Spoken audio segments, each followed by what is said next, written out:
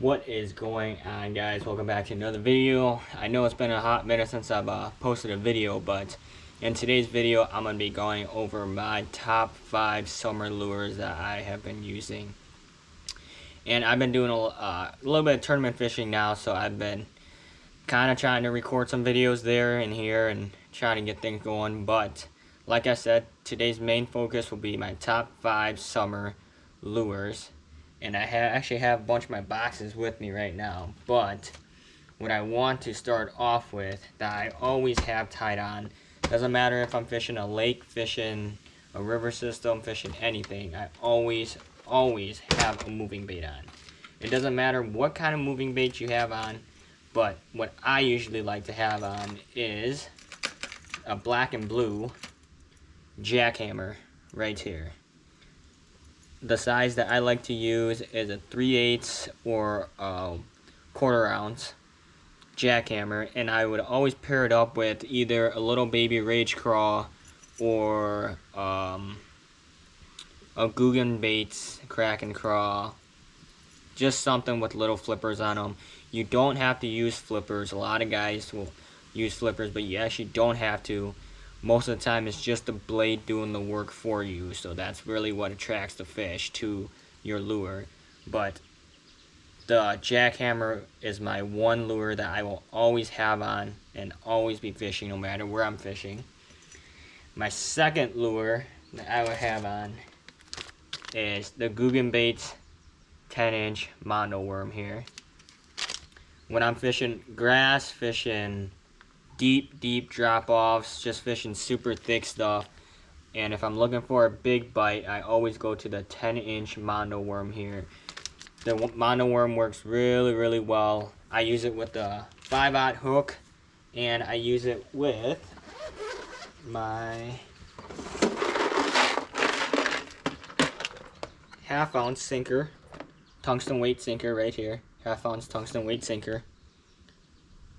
Oh, sorry about that, my camera cut out on me there, but I use it with my 1/2 ounce sinker there, tungsten weight sinker. And then if I'm fishing deep water with a drop off, I will throw it on this EWG 5/0 hook here. That's actually a 6 cents 5/0 hook there. Their hooks are really nice, really sharp. They get the job done when I'm doing what I need to do. If I'm not throwing that 10-inch mono worm right away, I will be throwing pretty similar to the 10-inch mono worm, but the trench hog. The trench hog works just like the mono worm, except this one has flippers instead of a twister tail at the end. And again, I will fish those when I'm fishing deep water, or if I'm fishing grass lines, deep grass lines, anything that it can just fall right next to the grass line and the fish will eat it. Drop-offs, rock drop-offs, and that's what I would use. I won't use any smaller hooks than a 5/0 when I'm fishing plastics that big, but you can if you want. You just have to wait longer for the fish to eat your plastic before you can set the hook on them. And then when I'm targeting deep water fish that are suspended, what I like to use a lot is either my liplesses, and right here, all my liplesses here, but a color that I really like to use is this grayish black with a black chrome on top. It represents more of a shad color there, and we do have a little bit of shad around us, not much, but that's a really good color that I like to use. If not that one, then I will use the one knocker here by Booyah, and I will just throw that around. There's multiple ways that I can work this lure. It's almost like a crankbait, except it doesn't have a bill on it. So that's another lure I will throw for deep suspended bass that are sitting in about 30 feet of water. That I will pair that up with my medium heavy 7.2, 7.3, depending on what I have on my deck. And then another lure that I will use during the summertime is a frog. You can't go wrong with the frog. You can throw the frog in open water, on pads, all you want. But if I'm fishing pads, I will use this frog here, the Terminator. I will use the one that doesn't have the, it's not a popping frog, it's just a regular frog here. But if I'm fishing open water, doesn't matter what color, but I will use the popping frog. This will just imitate a popper-like lure, but it's a frog. So, my lures that I will always have with me on the deck of my boat, no matter where I'm fishing, what I'm fishing for, is a chatterbait, the frogs, either the Googan Baits Trench Hog or the Googan Baits Mondo Worm, any of my liplesses here when I'm fishing deep water and fishing any rock drop-offs or anything where the fish are suspended, I will throw these. And my last item, but not least item that I will throw, are my crankbaits. My crankbaits here are a really key for fishing. If I'm not throwing those liplesses there, I will throw my crankbaits. There's a bunch of different crankbaits that I have in my box here. I have anywhere between DT5s all the way up to DT20s.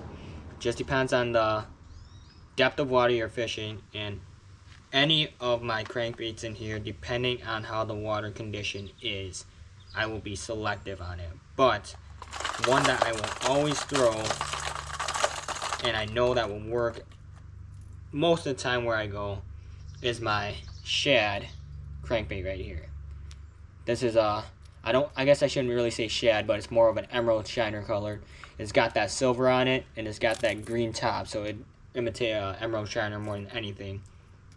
But when I'm fishing deep water, if I'm not using the liplesses or the Googan Baits big plastics there, I will throw a crankbait on, and I will throw this around on those fish. If they're suspended, I will throw these on those largemouth or the smallmouth, and I will try to catch them that way. And not very often do I get to throw deep diving crankbaits, but when I do, it's a lot of fun. And if you guys haven't done it, you guys have to try it. You guys will enjoy it a lot. I assume you guys will enjoy it a lot. And besides the crankbaits there, I have one more lure that I always throw when it's hard, when you're fishing super thick grass. None of those lures are working like you really think they should be working. There's always one lure I can always count on that I can just either rip right across the top like a frog or fish it slow in the water, and that is a swim jig.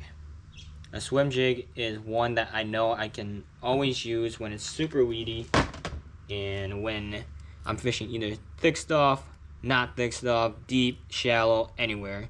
A swim jig is one that I know that I can always get away with, just because you got your stiffer weed guard there to help block the weeds.